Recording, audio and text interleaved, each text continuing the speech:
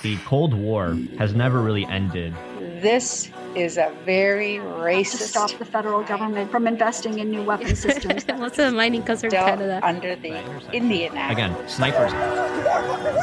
James Justin Jr. Grocery is gone. I have to let them out. Soaked in the blood of Tigray. From the river to The revolution will not be won with hot takes.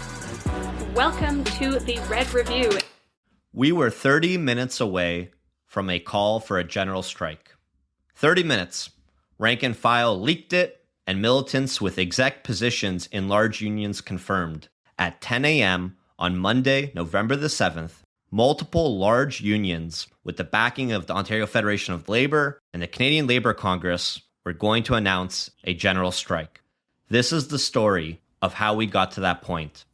I'm Daniel Terade. I use he, they pronouns. I am a QP 3902 steward. And hello, my name is Emily. I use she, her pronouns, and I am no longer a member of a union, but I was a founding member of PSIC Local 902.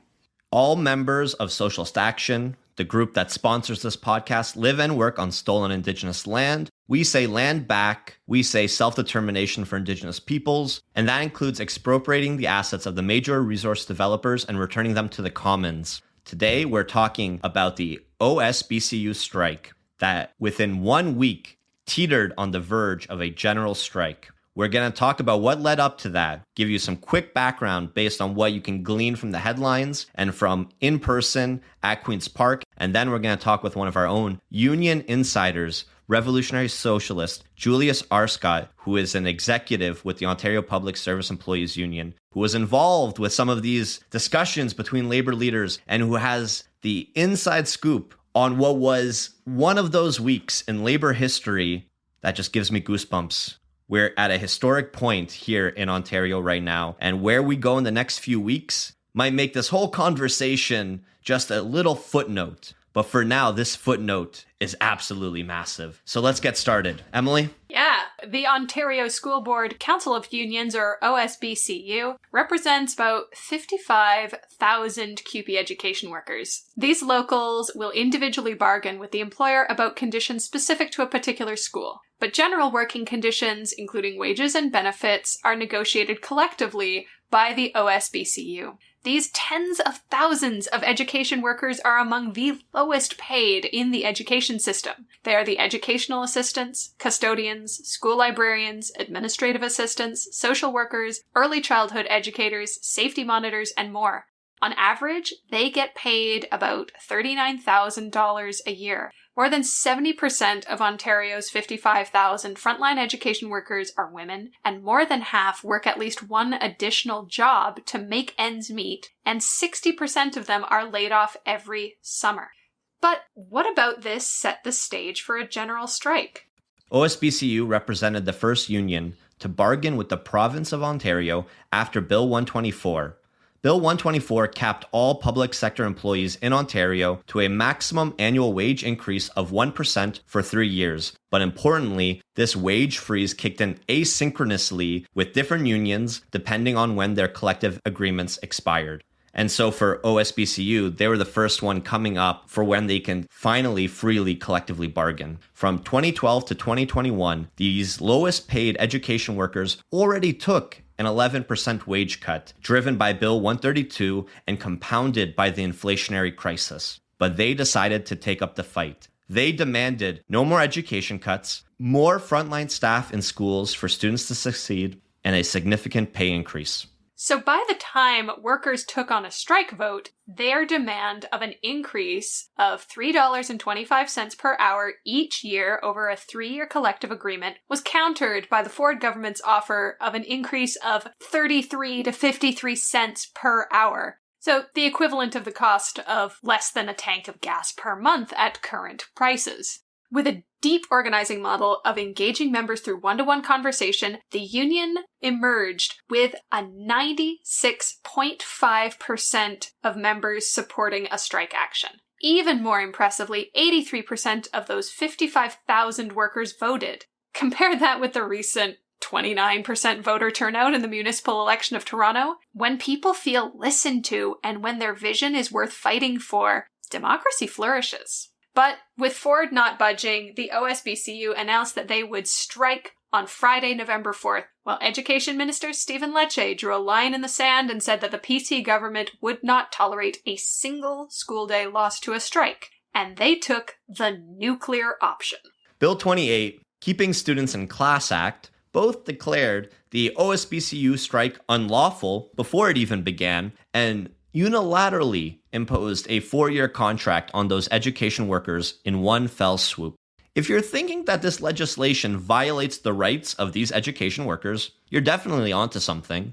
In fact, an appended explanatory note stated that the Act is declared to operate notwithstanding Sections 2, 7, and 15 of the Canadian Charter of Rights and Freedoms, and the Act will apply despite the Human Rights Code. In other words, despite violating those pesky human rights, this PC government passed the bill anyways. And to actually accomplish this, they invoked the notwithstanding clause to circumvent any constitutional challenge to the legislation. This notwithstanding clause allows legislatures to override parts of the Canadian Charter of Rights and Freedoms for a 5-year term. So, while multiple governments have violated workers' rights in recent memory, Justin Trudeau legislating the Montreal dock workers back to work in 2021 and the postal workers in 2018, not to mention Ford's Bill 124, it's been a hot minute since such a blatant overreach of power, such a blatant attack on workers' rights. In a move that may end up reverberating for decades to come, Ford decided to poke the sleeping bear that is Canadian Labour, and lo and behold, Labour fought back. You know, Lenin has that quote, there are decades where nothing happens, and there are weeks where decades happen. And this is one of those weeks that's just filled with things to look at, analyze, to explore, and to build on. So first, after Ford was announcing their intention to pass this, what many are describing as a draconian piece of legislation, CUPE Ontario and the Ontario Federation of Labour called for an emergency rally on 24 hours notice for Tuesday, November 1st, outside the Ministry of Labour in Toronto, where the president of OSBCU, Laura Walton, announced that they are going on strike that Friday, whether Doug Ford passes such legislation or not.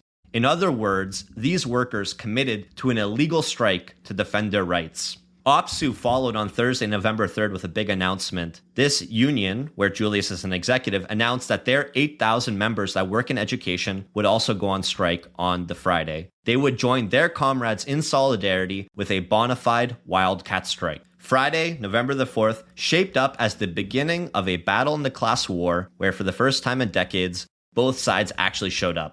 You had tens of thousands of workers and allies walking that picket line that surrounded Queen's Park, the provincial legislature. There were also similar strikes outside of MPP offices all over the province, including here in my hometown, where I was happy to stand as an ally alongside hundreds of education workers picketing outside of our local MPP's office. And then a very funny thing happened. Over the weekend, rumors began spreading. On Monday, major unions would announce a general strike to defeat this latest attack on workers' rights.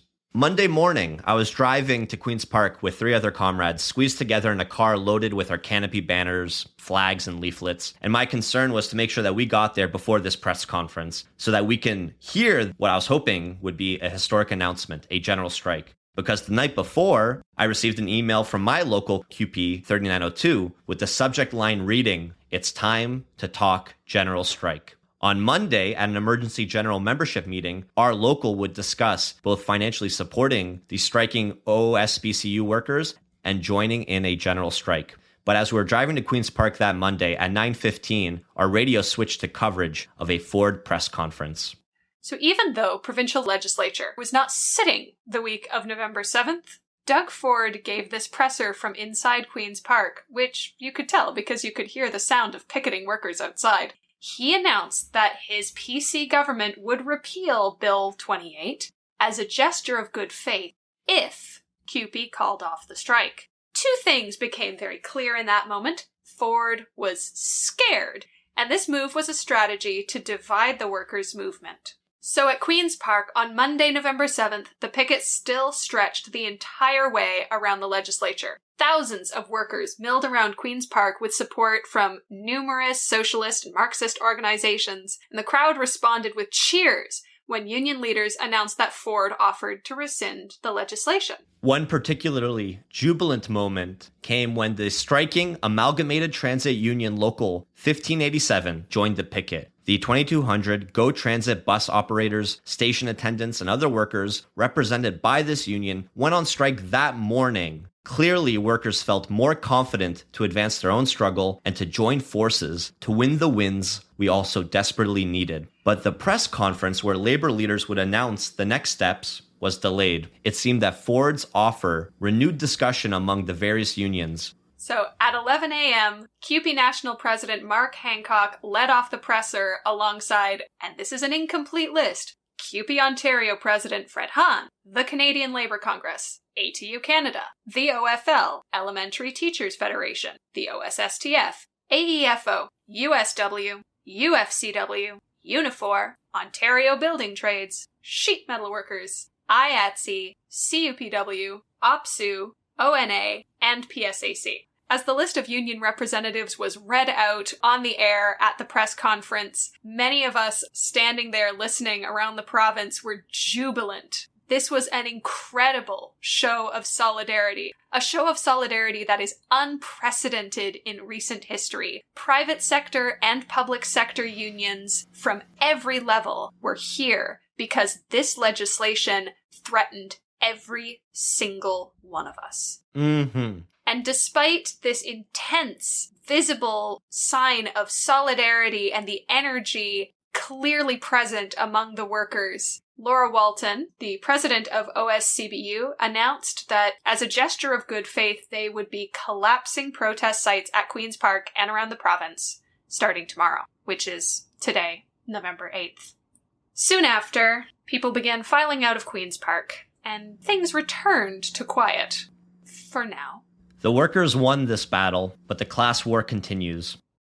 So now we're going to go to Julius to really get the skinny on what this moment in time represents for the people who for decades have been building up the militant labor movement in this country. Julius is an executive with the Ontario Public Service Employees Union, OPSEU, helped relaunch the Workers' Action Movement, WAM, in 2018, wham it to the bosses. And Julius ran as well for one of the executive positions at the Canadian Labour Congress in 2021. Which position did you run for again, Julius? I ran for president. Julius running for president with 3 other people. If you want to read about the Labour Forward slate, read about that later. Julius, welcome to the Red Review for your second time now. Thank you very much for the invitation. Great pleasure to be here. Julius, it's hard to deny that 2 days of wildcat strikes and the willingness to announce a general strike is a victory for the labor movement and a validation of the slogan that WAM has put forward since 2018, Dumb Thug Forward with a general strike. On the other hand, these horribly exploited workers in OSBCU are going back to work without a contract in what seems to be the same position they were in before Bill 28. So what are your thoughts?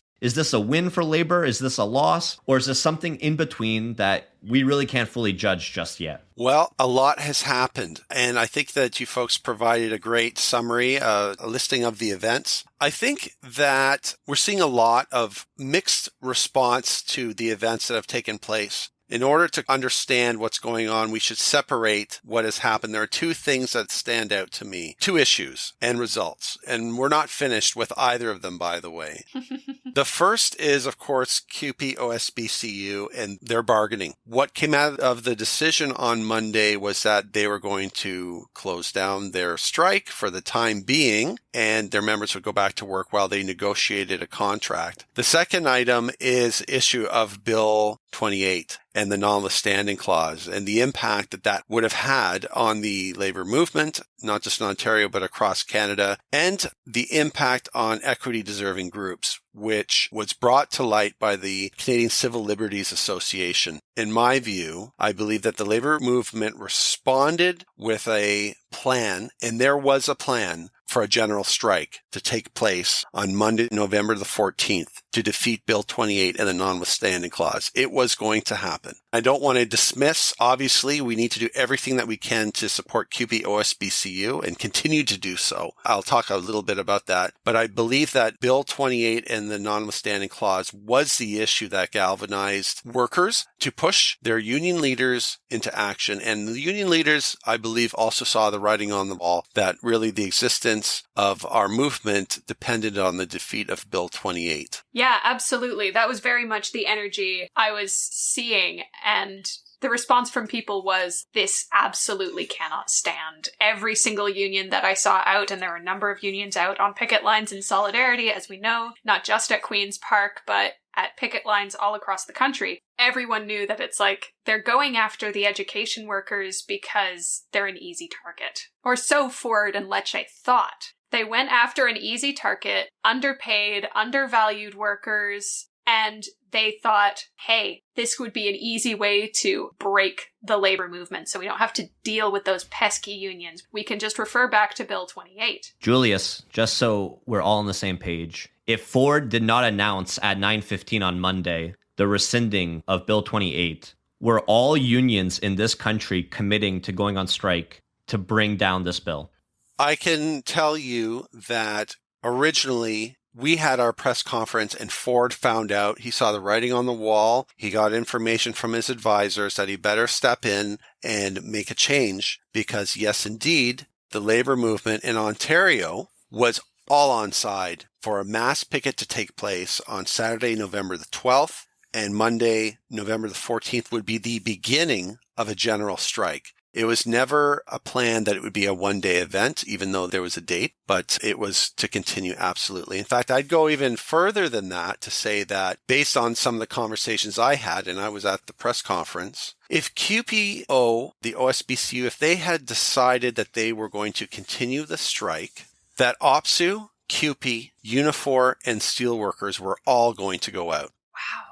And so that's exactly the split that kind of grew out of Ford's announcement then, eh? Well, it was an anticipation. I mean, I think that the OFL, the Ontario Federation of Labour itself, cannot direct any of the union affiliates. Mm-hmm. It really is up to each affiliate to determine their own actions. And there are several elements that play into that. The balance of forces between where the members are at, what they want, and what the leadership wants. I think that, there were conversations, people trying to interpret Doug Ford's announcement and what it actually meant. And that's why QP demanded his promise or pledge in writing and made a determination from there. And that's why we were delayed in our own press conference.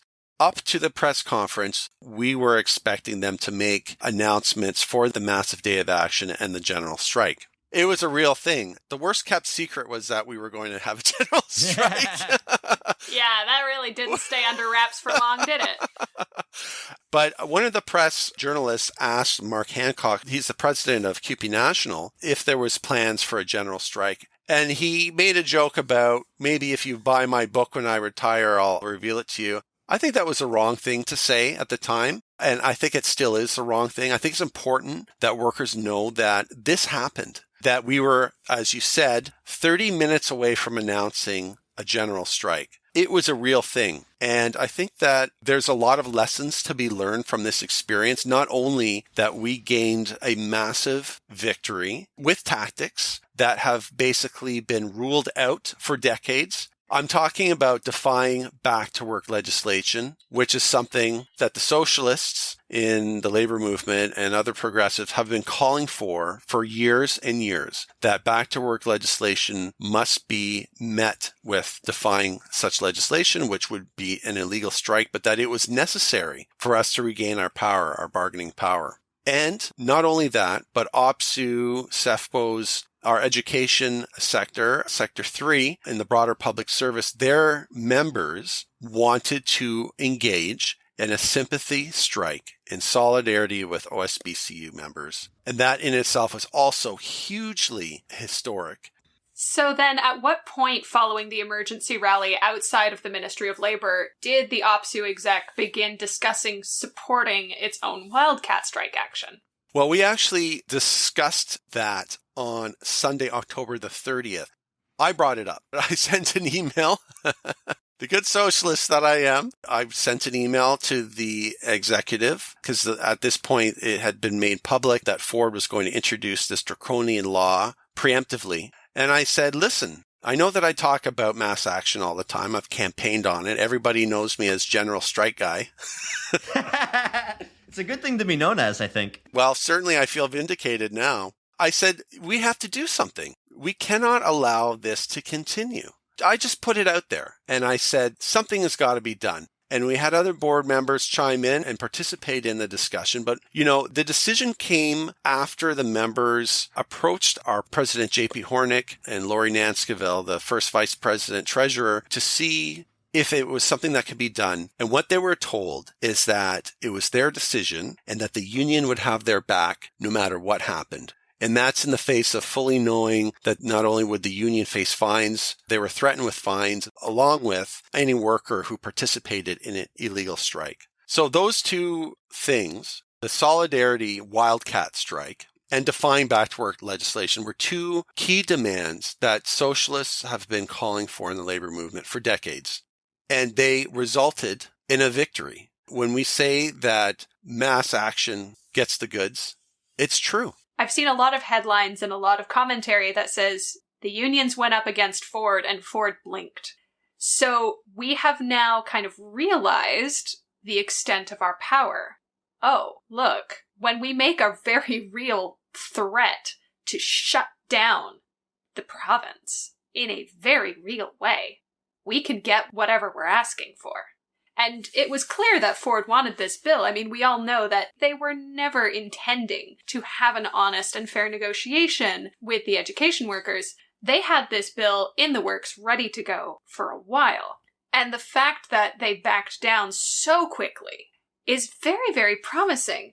Imagine if we had gotten to the point of a general strike. What do you think we could have demanded? Well, we had conversations about that because, a general strike creates a situation where demands can be expanded. A big issue that affects our members in OPSEU SEFPO, of course, is Bill 124, which caps our wages at 1% and is, especially now, well below the rate of inflation. It's a slap in the face. It's an insult to public sector workers who have been working through the pandemic. And, before the pandemic, they were, taking 0s and 1% for years. The wages of public sector workers are way down compared to the private sector. But what else could have been done? I mean, I think the ultimate goal of the general strike would have been to bring down the Doug Ford government. And we have an example of that happened, 10 years ago or so in Quebec, where the students and workers brought down a majority Liberal government. And we could have easily done that in Ontario. Finally, give Quebec a run for its money. They were going to send workers to us. They were sending workers our way. They would have shown us a few lessons. I think that it's entirely possible that if we had a general strike in Ontario over Bill 28, which would have affected all workers across Canada, that a general strike could have spread across the country. That's entirely possible. And I don't think it's a stretch. And it still could. I want to say that this issue of this general strike is not over. I think we're closer to a general strike today than we've been in a very long time. And I think that's important to acknowledge because there's a lot of folks out there who feel deflated by what has happened. And it's understandable. It's understandable because we face so many defeats, so many disappointments from our labor leadership for a very long time. It's important that we acknowledge our victories and how we got there. And it's important to acknowledge that this victory was as a result of the left in the labor movement. It came as a result of rank-and-file workers demanding that their leadership act, and it came out of the demand to use the tactics of the left, of defying back-to-work legislation, illegal strikes to attain a goal, of threats of mass action, which were real threats, they were going to happen, and winning. So we won the battle against Bill 28. That's one battle in the class war. And, of course, the battle that CUPE OSBCU is waging is ongoing. And we all need to do whatever we can to support them. Because the legislature doesn't open until next week, Monday. That's when we assume Bill 28 is going to be rescinded, right? But we have to wait and see what happens. And we don't know what the response is going to be if, for instance, the OSBCU is not happy with their deal and they go back out. Will unions respond? What I'm learning in OPSEU is that we are anticipating, we are going to be telling our members to build towards a general strike. We're not done. and we represent 180,000 members. It's funny because I just did a vlog for the first time, and I realized after it was done that it's already out of date. So I'm sorry, comrades. It's likely that this podcast, I know you'll get it out quick, but it may be out of date quickly too.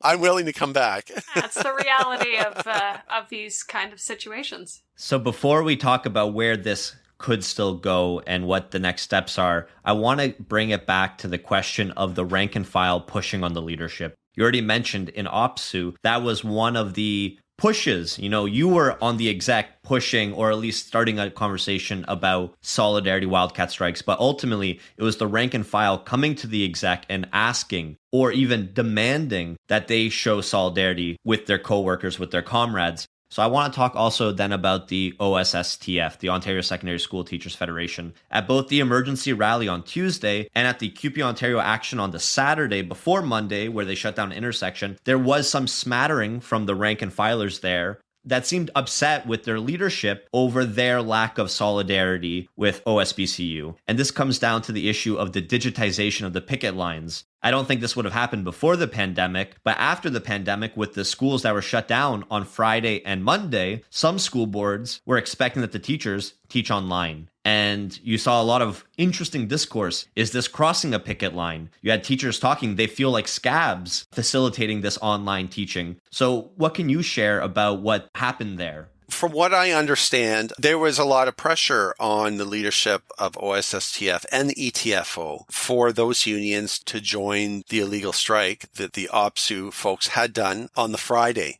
So, I had heard that rank and file workers of those unions were reaching out to their leadership and demanding that they act. OSSTF and ETFO, they're the most powerful teachers unions in Ontario. Totally made sense. This is an education sector issue. They should be there. And they should be able to see when an opportunity arises and that they should take advantage of it. As far as I know, that pressure was leading into when the strike started on the Friday and the rally that took place at Yonge and Dundas on Saturday. All the while, there's an underswell of members pushing their leadership for action. And at the same time, there's meetings happening at high levels within the Ontario Federation of Labour, the Canadian Labour Congress, and what had developed out of those meetings for plans for mass action. So were OSSTF and ETFO going to participate in the general strike? Yes. As far as I know, they were going to, along with everybody else. I mean, there was all kinds of talk about what that was going to look like and strategies, including,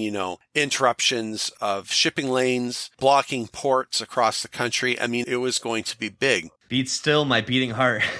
Well, yes. And people should know this because it really happened. And I think I want to talk a little bit before we move on about this discussion about demands for mass action. I think that one of the things that also the left should celebrate is the fact that the argument that we've made for many years about the need for mass action and that it's something that's possible, the result of what we saw demonstrates that it is absolutely a doable thing. We can do it at a moment's notice. Those in the labor movement who for years have been focused solely on one-on-one conversations and breakout groups and charts and discussions about broad issues that frankly are exercises to deflate the energy in the room. And I've been an activist for 15 years, so I've seen a lot of it. Many of these folks have made arguments about and dismissed those who've called for mass action for years. I think there's a bit of crow to be eaten when it comes to that, because, there's no doubt that when you go into bargaining, you mobilize and organize your membership. You have discussions. You're in bargaining. That's the norm. It's always been like that.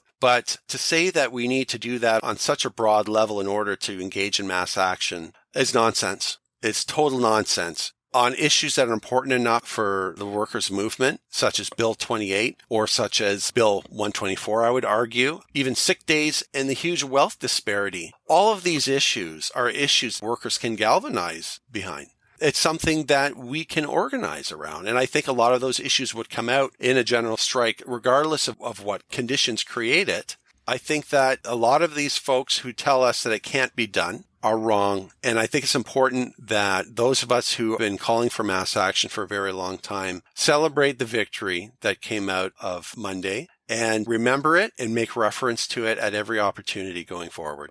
This is a huge vindication of everything you've been arguing for over a decade. And so when you helped relaunch the Workers' Action Movement back in 2018, the demand for mass job action to dump Thug Ford, as we've been saying, that was there from the beginning. And even though the resolutions we've brought to the Ontario Federation of Labour in 2019 and 2021, they did receive support from about 40% of the delegation, but the Labour leadership has largely ignored the willingness of the rank and file to fight against the capitalist class. You know, we've been talking about, like, feeling validated in how people responded to these wildcat strikes. How do you see the Labour leadership responding to those demands going forward after the incredible events of this week? Well, I think that the leadership of the vast majority of the labor movement, of labor unions, is still going to remain hesitant with using mass action as an option. This time around, workers saw the writing on the wall, but frankly, I think that many of the leadership also realized that the precedent that would be set by passing Bill 28 would have such a detrimental effect on the ability for labor organizations, labor unions to function, that they had to do something. But I think that if they could sneak out of it, they would. And I suspect that much of the criticisms that I think are valid, some of them are valid for sure, of the decision that was made stem back to that the leadership of many unions are interested in preserving their own power within their organizations. Because when you engage the membership and mobilize them in such an action, when workers go through an experience like a general strike, they become mobilized and they are more apt to participate and engage and challenge the leadership on decisions that are made. And the leadership generally does not like that. There's a few exceptions, and it's not just because I'm biased in OPSEU SEFPO. This is my third term as being a board member. I was there while Smokey Warren Thomas was there. And the leadership at that time, who I was butting heads with and challenging whenever I could, that changed 6 months ago with the election of J.P. Hornick and Laurie Nanskiville. It's a dramatic change in the largest public sector union in Ontario. And that change created the willingness to support Sector 3 education workers in our union to go out on a wildcat. That never would have happened under the former administration. So it's important to push from below, but it's also important for the rank and file, for socialists to run for the top positions in every union. None of it is out of reach, and all options should be on the table, and we should be getting our ideas out by any means necessary. That often does mean running for positions and not winning. And I've certainly been part of many of those campaigns. Me too. Me three. But, you know, our ideas accumulate in the consciousness of the rank and file over time. And the meeting that I participated in tonight with OPSEU SEFPO leaders from all sectors of the union, talking about over 100 people who participated, and that's a big number. A meeting like that has never taken place in OPSEU as far as I'm aware, to discuss what our next steps were. Our members, and I think workers at large, are in a state like a tinderbox. They're ready to go. And I'm hearing that across the board in different unions as well. So I agree. CUPE, OSBCU may have lost some momentum for a period of time. They have a lot of public support right now, but I don't think it would take much for us to gear back up again. In the popular imagination of workers, the idea that a general strike is something that's within our hands' reach is real. Yeah, and that's amazing. I want to say, JP, I felt, gave far and away the best speech at the press conference on Monday. For those of you who did not hear it, it is linked in the show notes. It is worth watching, and I was impressed by what she said. She said, our workers are not standing down, they are standing by. And I can imagine that the Ford government is going to be treading very carefully for the foreseeable future, because you're right. We are in a moment where people are angry, people are frustrated, and with Doug Ford conceding on Bill 28, people have realized the extent of their power. The feeling amongst the rank and file, amongst the 55,000 OSBCU workers on strike, the 8,000 OPSEU workers on strike. I was at Queen's Park when Laura Walton announced that they would be decommissioning their protest sites the next day. And you can hear the cheering and the energy in the crowd when first Laura Walton announced Doug Ford offered to rescind the whole bill. Then there was even more cheering when Laura said that it will be in such a way that the bill was never even the law in the first place. It will be annulled. And then when she started to say, in a show of good faith, mirroring Doug Ford's language back at him, that they will take down the protest sites, you could have heard a pin drop. And I think in that moment, the workers, they were ready to hear, and we're going to stay out anyways. Doug Ford can take down the bill, but we still have a legal strike here to win. That's what it felt like in the moment. And now you can recover from that. But what's your feeling on the general appetite of the worker in the labor movement right now? Yeah, I was hoping for that announcement as well, Daniel. And I think that many of us actually at the press conference, I will say and admit, we're hoping for that as well. And it wasn't just from OPSEU folks. I think that there's a level of disappointment that we didn't engage in a mass action. And I get this sense from conversations that I've had with, coworkers, people that I've talked to, on the street, on my way home or whatever. It's confusing what happened in some sense. I think that we anticipate when we go into a negotiation, sort of a total victory. And I'm not talking about the revolution. I'm talking about even in a situation like this, there really is two sets of demands. But in our imagination, we combine it into a single thing. And that's fine. But when one works out the way that we want and the other one doesn't, it can cause some levels of demoralization. So, people are upset with not getting everything that you want, and we deserve what we want. And I think that there's a real hunger for action. I think there's a real hunger for demonstrations of solidarity, especially after, a pandemic where many of us have been isolated and suffering. And it's not just the isolation that's the issue, but it's the high cost of living. It's the dread over climate change. It's the dread over imperialist war and wars of aggression. People want to see some way out of this mess that capitalism has brought us to. Not everyone will view it as capitalism, but we know that's what it is. Any sort of indication like that was something that I think that people are really longing for. Just broadening out the context a little bit, I think we are seeing a lot of that right now all over the place. This renewed hope, this renewed vigor of unions and people putting a renewed faith in the power of union representation. I mean, we're seeing massive, massive wins in unionization efforts in the retail sector. For example, like Chapters Indigo and Starbucks and Amazon in the United States. These massive, massive gains because as a huge result of the pandemic, people are realizing the power of collective agreements, collective negotiation, collective action. I think a lot of people throughout the entire pandemic have been very hungry to see their needs represented. And to harken back to our episode several months ago about the convoy, working people are suffering. So what does an actual working class movement look like? This is that. This is what the actual working class movement standing up to the government looks like. Yeah, I think if we had launched into a general strike, it would have made the convoy in Ottawa look like a fart in the wind. And that would have been a good thing for everybody. It would have shown people what our power looks like versus the power of the right wing. That's right. This is what our power has the capacity to do.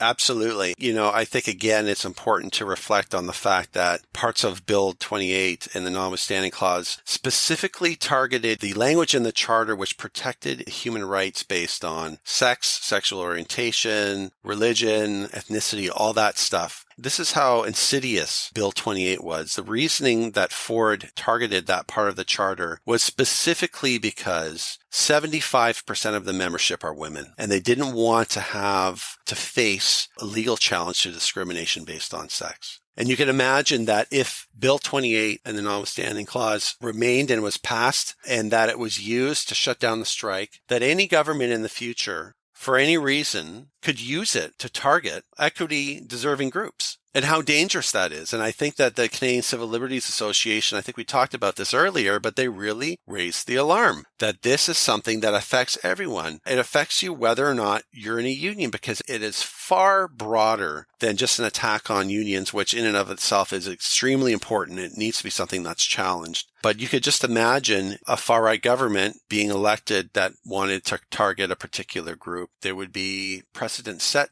with LGBTQ people in the United States and in the UK. We're already seeing that precedent being set. Absolutely. And I mean, the rescinding of women's right to choose the United States, I would think that that would be a target for the far right here as well. Absolutely.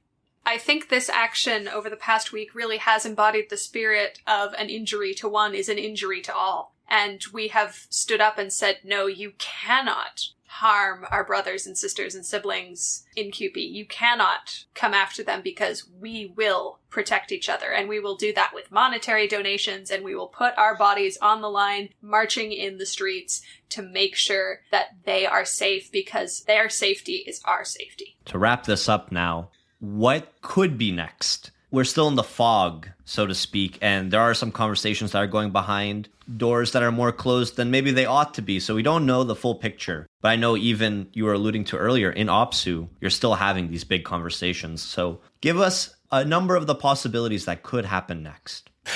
Well, I don't have a crystal ball, and things could change very quickly. It's possible that will be out very soon. Who knows? CUPE OSBCU is negotiating with the Ford government. What I can tell you is that in OPSEU, we are being told, and we're in discussions with our membership about supporting them if they go out on strike. We are telling our membership in the next few days to continue to prepare for a general strike. And I'll tell you that in the meeting that we had today with over 100 leaders of our union, that people are amped up and they're excited and they want to do this. In fact, I didn't hear a single person in the meeting say that this is not a good idea. As I said, it's a tinderbox and people want action. And I can't report on what's happening in other unions, but if what I heard at the press conference is true about other unions supporting these workers in CUPE OSBCU, then it's possible that we could have 4 major unions go out. That's a possibility. I don't know. As time changes, the situation, the balance of forces change too. Maybe we'll have more. It's hard to say. But I think that in the meantime, there really is no drawback in unions using this as a mobilizing exercise to organize and mobilize their membership, to build our locals. The more mobilized the local is, the better capacity it has to negotiate good contracts when their contracts come up. So it's a win-win. This whole experience has been a win-win for the labor movement and for workers, in my opinion. It may have not gone as far as we want, but it still could. I'll even share in my own local, CUPE 3902, we had a meeting on Monday that was supposed to be opening the vote to join a general strike. And so when we had to pivot because there wasn't a call for a general strike, instead we discussed, okay, there is a local at our university, the same employer, U of T, CUPE 3261, that is education workers, the most precarious workers at U of T, custodians, different support staff, and they're in a legal strike position for November 14th. With the same energy amongst our members. And we had the biggest union meeting on Monday that I've ever been to for my local. We had 250 people in this local meeting. We normally have 50. Like you were saying, the membership is really getting engaged with this. We're discussing going on our own then illegal sympathy strike with the other local at the employer then. If we can't put it towards the general strike right now, we're still trying to build up that power here. And so that has been such a invigorating spark this past week for myself, just to see, even at my university then, okay, we all saw what solidarity looks like, so let's keep it going. Exciting times. And what an incredible vindication of everything we have been fighting for. Absolutely. Thank you so much, Julius, for taking the time today to talk to us. I know you've been incredibly busy and it's been a very intense couple of weeks for you. So I'm incredibly grateful that you've taken the time to talk to us and talk to our listeners. I know I've certainly found this really wonderful and informative just to get a clearer picture of everything that's going on behind the scenes. And we'll be staying alert. In the words of JP, we'll be standing by. See you on the picket lines. See you on the picket lines, comrades.